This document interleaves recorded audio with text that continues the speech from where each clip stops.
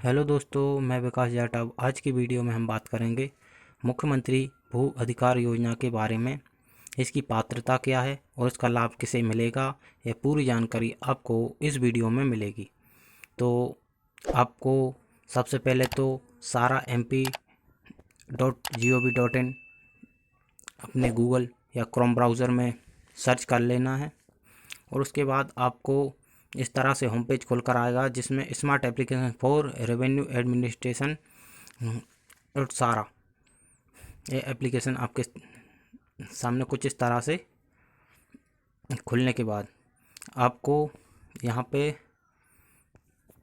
Option देखने को मिलेंगे, जिसमें आपको यहाँ पर जो पहला ऑप्शन आएगा इस पर क्लिक करना है, जो मुख्यमंत्री भू अधिकार योजना जिसे राज्य सरकार द्वारा शुरू किया गया है और इसका उद्देश्य क्या है, तो आइए जानते हैं। मुख्यमंत्री आवासीय भू अधिकार योजना के दिशा निर्देश।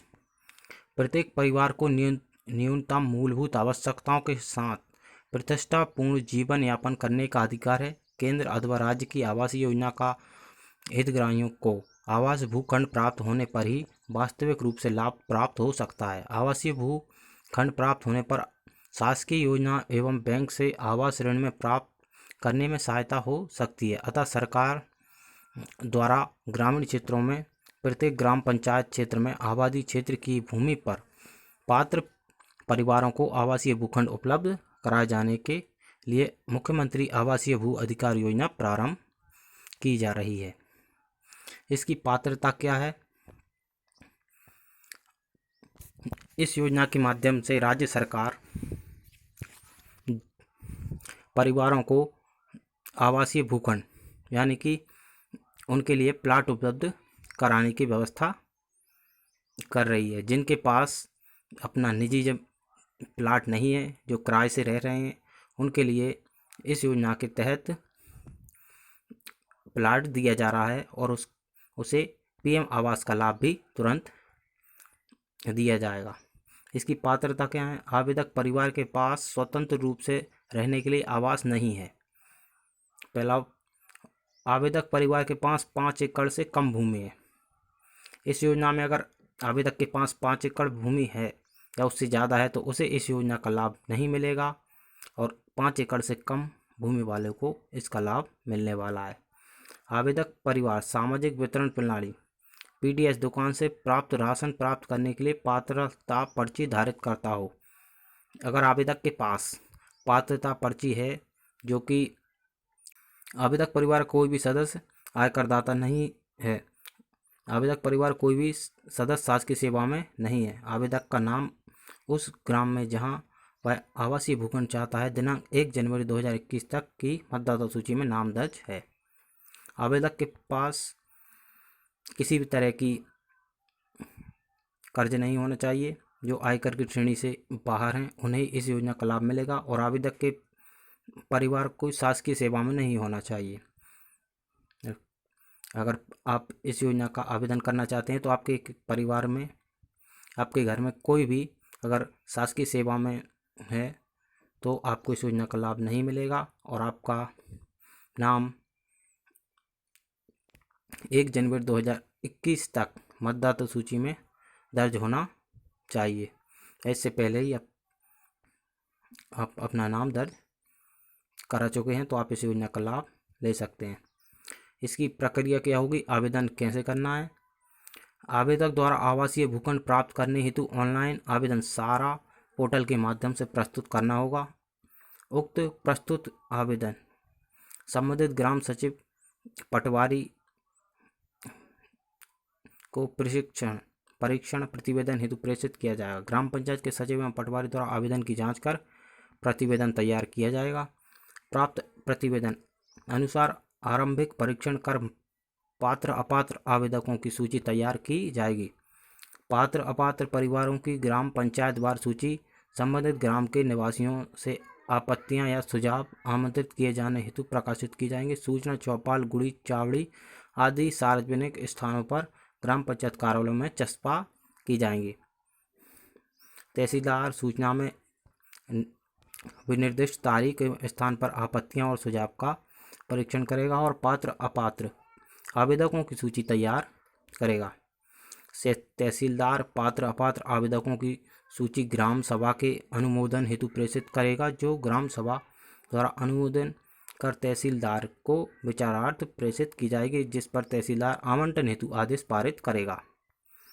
इस योजना की प्रक्रिया जो हमें आवेदन करना है वो इस तरह से है। आपको सारा MP पोर्टल पर आना है और वहाँ पर आपको इसका आवेदन करना है। उसके बाद इस आवेदन को आपको ग्राम पंचायत के सतही पटवारी को दे देना है। उसके बाद इसका जांच परीक्षण किया जाएगा।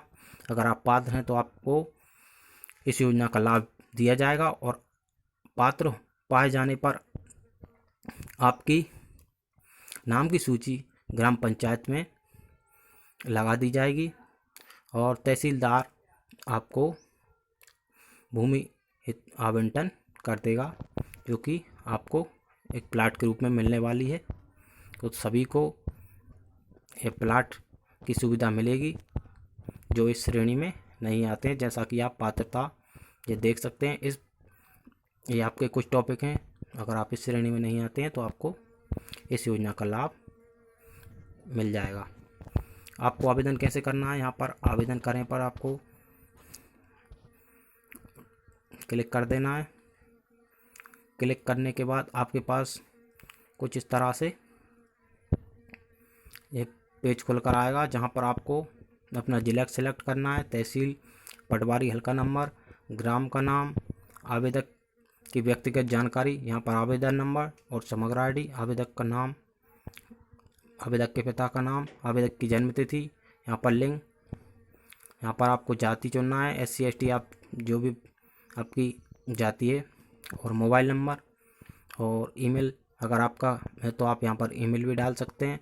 यहाँ पर आपको वर्तमान पता, इस स्थल का पता डालना है। क्या आपकी जीवित पति पत्नी हैं तो ये जानकारी आपको यहाँ पर भरनी है। आधार नंबर, समग्र ID, संबंध, यहाँ पर आप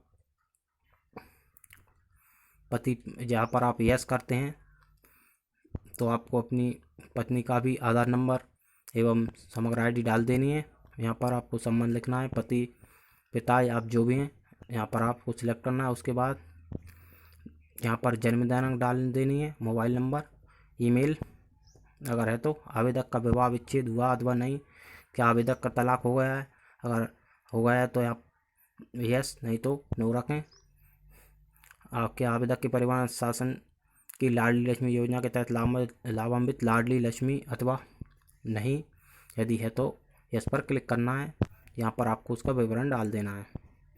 आवेदक के परिवार का विवरण पति पत्नी को छोड़कर, यहाँ पर अगर आपके पति पत्नी के अलावा आपके कोई बच्चे भी हैं तो या पुत्र पुत्री आप जो भी हैं, यहाँ पर आपको उसकी समग्र ID, आवेदक से संबंध, जो भी आवेदन आप कर रहे हैं आपसे संबंध जो भी है आपको यहाँ पर संबंध सिलेक्ट करना है और आधार नंबर यहाँ पर लिखकर जोड़े पर क्लिक करना है।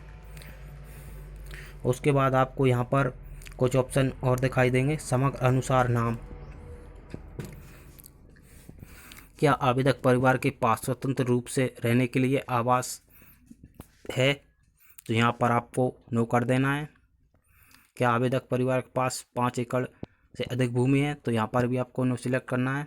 क्या आवेदक परिवार PDS दुकान से राशन प्राप्त करने के लिए पात्रता पर्ची धारित करता है, हाँ यहाँ पर आपको सिलेक्ट यस करना होगा, क्योंकि आपके पास अगर पात्रता पर्ची नहीं होगी तो आपको इस योजना का लाभ नहीं मिलेगा। क्या आवेदक परिवार कोई सदस्य आयकरदाता है, यहाँ पर आपको नो कर देना है। क्या आवेदक परिवार कोई सदस्य शासकीय सेवा में है, यहाँ पर भी नो। क्या आवेदक का नाम 1 जनवरी 2021 की मतदाता सूची में दर्ज है तो यहाँ पर भी आपको यस कर देना है। अन्य कोई विवरण हो तो आपको यहाँ पर सिलेक्ट कर देना है और इसके बाद आपको इस बॉक्स को क्लिक करना है और यहाँ पर आपको स्थान डाल देना है। यहाँ से आप प्रीव्यू और सबमिट, ये आपके पास टच करना है आपको। यहाँ पर इस पर क्लिक करते ही आप इस फॉर्म को